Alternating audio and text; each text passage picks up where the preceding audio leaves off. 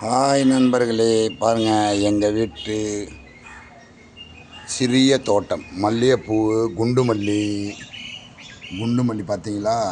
குண்டு மல்லி, அது போக செம்பருத்தி.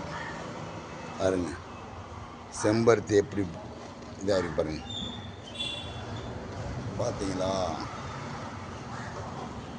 இதுதான் எங்கள் வீட்டு தோட்டத்து பூக்கள், செடி, மருதாணி பாருங்கள். ஓகேவா? அதுக்கப்புறம் இது கற்பூரவள்ளிம்பாங்கள்ல, அது சின்னதாக கொண்டு வந்து வச்சேன். எவ்வளோ பெருசு வளர்ந்துச்சு பாருங்கள், எவ்வளோ வளர்ந்துச்சு பாருங்கள். இங்கே பாருங்கள் அரைக்கீரை, கருந்துளசி. இங்கே பாருங்கள் பூவுக்கெல்லாம் இருக்குது. கீழே மஞ்சள் இருக்குது பாருங்கள். மஞ்சள் விளைஞ்சிருக்கா? இது வந்து சங்குப்பூ. இதுதான் சங்குப்பூ ஃபுல்லாக. அதே மாதிரி சின்னதாக ஒரு முருங்கை மரம் வளருது எங்கள் வீட்டில். இந்த பாருங்கள் ஃபுல்லாக வளருதா. சங்குப்பூ பூத்துச்சு, எல்லாம் பறிச்சிட்டோம். அடுத்து செம்பருத்தியும் பறிச்சிடுவோம். பறிச்சுட்டு இங்கே பாருங்கள் எவ்வளோ செம்பருத்தி பாருங்கள். தெரியுதா? நல்லா வளர்ந்துருக்கா? சூப்பராக இருக்கா? கமெண்ட் பண்ணுங்கள், லைக் பண்ணுங்கள், ஷேர் பண்ணுங்கள். இந்த பாருங்கள் மக்களே, மணி பிளான்ட்டு. அப்புறமேல்ட்டு இது வந்து காக்காய்க்கு வச்சுருக்கிற கோதுமை.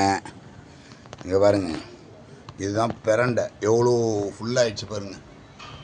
பிரண்டை துவையல் போடணும் மக்களே, மறுபடியும் பிரண்டை துவையல் போடணும். இந்த பாருங்கள், இது வெத்தலை செடி.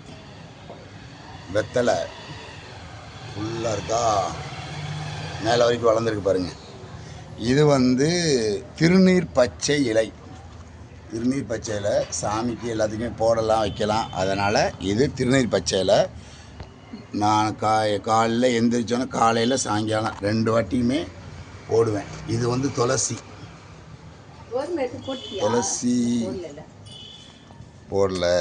ஓகே மக்களே, லைக் பண்ணுங்கள், ஷேர் பண்ணுங்கள், கமெண்ட் பண்ணுங்கள். பார்த்தீங்களா எங்கள் வீட்டு மாடி தோட்டம்.